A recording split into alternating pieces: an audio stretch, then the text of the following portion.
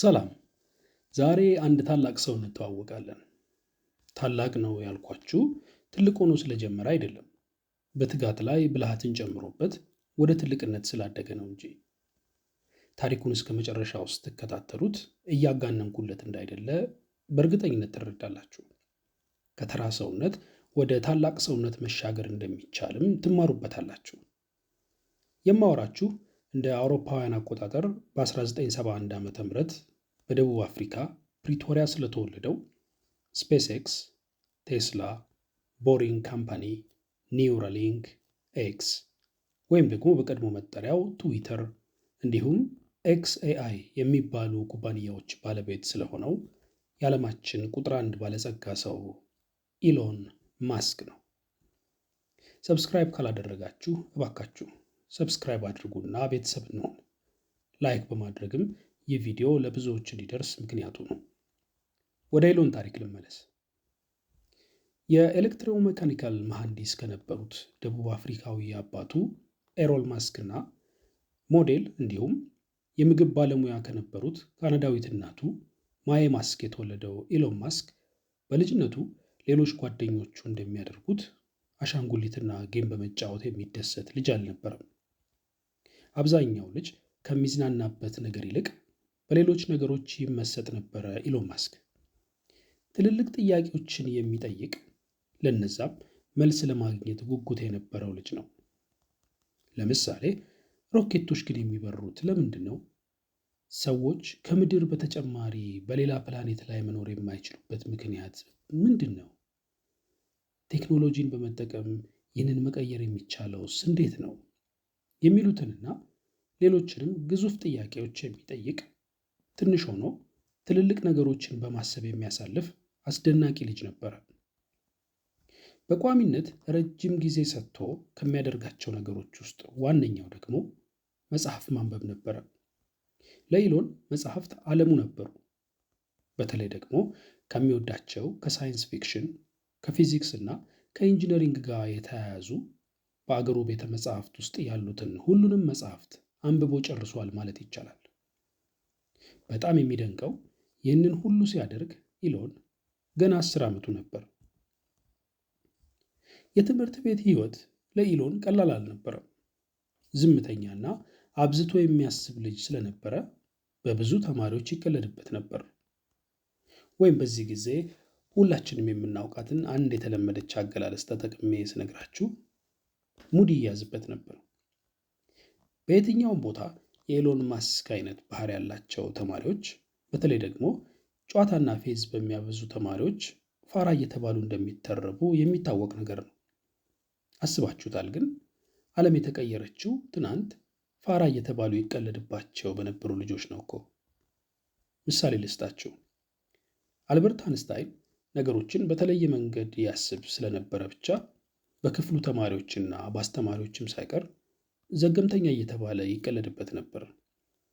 የማይክሮሶፍት መስራችና ባለቤት ቢል ጌትስ በትምህርት ቤት ቆይታው በጣም ይተረብ ነበር።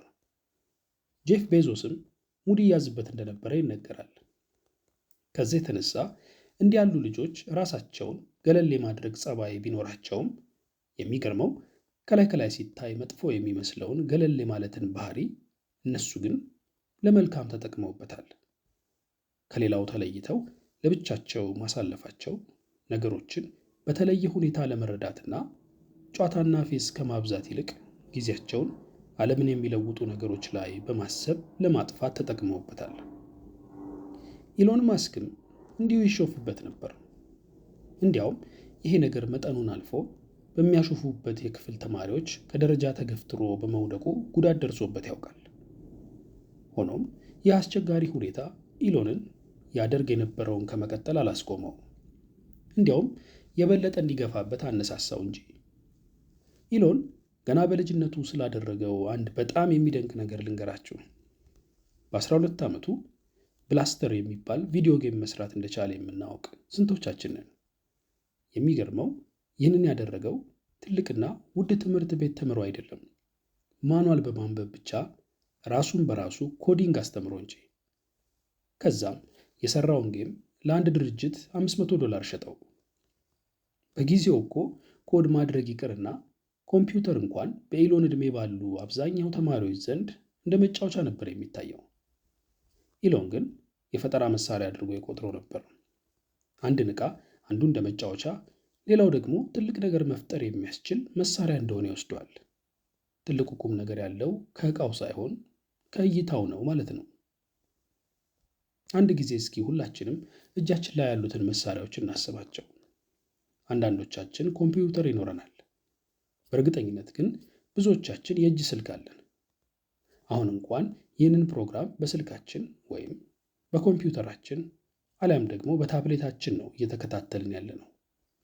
ካሰብንበት እኮ የያዝነው ዕቃ ተራ ነገር ሳይሆን በሕይወታችን ላይ ብዙ ለውጥ ልናመጣ የምንችልበት ትልቅ መሳሪያ ነው። አንዳንዴ ለእኔና ለእናንተ ትልቅ ደረጃ መድረስ ምክንያት የሚሆኑት ባገኘናቸው ብለን የምንመኛቸው ከእኛ ርቀው ያሉ ውድ ዕቃዎች ሳይሆኑ ብዙም ትኩረት ያልሰጠናቸው ስክሮል እያደረግን የማይጠቅሙንን ነገር የምናይባቸው ወይም ደግሞ ፊልም ለመመልከት ብቻ የምንጠቀምባቸው መሳሪያዎች ሊሆኑ እንደሚችሉ አንርሳ። ወደ ኢሎን ታሪክ ልመለስ።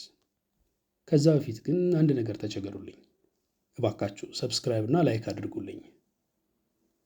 አፍላ ዕድሜ ላይ ሳለ ኢሎን የወደፊቱ ቴክኖሎጂ ያለው ሰሜን አሜሪካ ላይ እንጂ ደቡብ አፍሪካ ላይ እንዳልሆነ ገባው።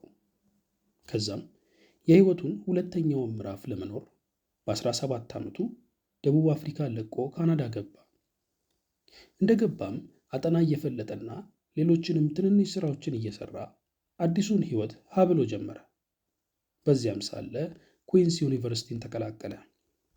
ቀጥሎም ወደ አሜሪካ በመሄድ ዩኒቨርሲቲ ኦፍ ፔንስልቬንያ ገብቶ ፊዚክስና ኢኮኖሚክስን አጠና።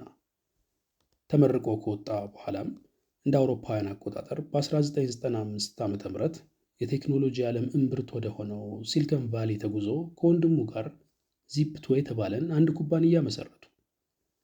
በዚህ ጊዜ ሕይወት ለኢሎንና ለወንድሙ በጣም ከባድ ነበረ። ሆኖም ከ4 ዓመት በኋላ ኮምፓክ የተባለው ድርጅት ከነ ኢሎን ዚፕቱን በ307 ሚሊዮን ዶላር ገዛቸውና የገንዘብ ችግራቸው ተቀረፈ። ገና በ27 ዓመቱ ሚሊዮነር የሆነው ኢሎን ቀሪ ሕይወቱን ሥራ አቁሞ ጡረታ ወጥቶ ዘና ብሎ መኖር ቢችልም እሱ ግን እንደዛ አላደረገም። ጡረታ ሊወጣ ቀርቶ እንዲያውም በአዲስ ኃይል ሥራውን አጠናክሮ ለመቀጠል ወሰንና ያገኘውን ገንዘብ ኤክስ.ካም የተባለ አዲስ ኩባንያ ለማቋቋም ተጠቀመበት። ይህ ኩባንያም ከአንድ ሌላ ኩባንያ ጋር ተቀናጅቶ ፔፓል የተባለው ታዋቂው የገንዘብ መላኪያና መቀበያ ድርጅት ተከፈተ። ገንዘብ በኢንተርኔት የሚላክበትን ይህን ድርጅት መጀመሪያ ላይ ብዙዎች በቀላሉ ሊቀበሉት አልፈለጉም። ይልቁንም በጥርጣሬ ይመለከቱት ነበር። ኢሎን ግን ኢንተርኔት ገንዘብ የሚተላለፍበት ዘመናዊ መንገድ እንደሆነ በጽኑ ያምን ስለነበር ሰዎች በሂደት እንደሚቀበሉ ታውቆ ምንም ሳይሸበር በትዕግስት ጠበቀ።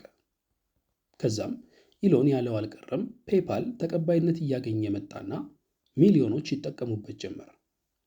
በኋላም እንደ አውሮፓውያን አቆጣጠር በ2002 ዓ.ም ኢቤይ የተባለው ድርጅት ከነ ኢሎን ማስክ ፔፓልን በ1.5 ቢሊዮን ዶላር ገዛቸው።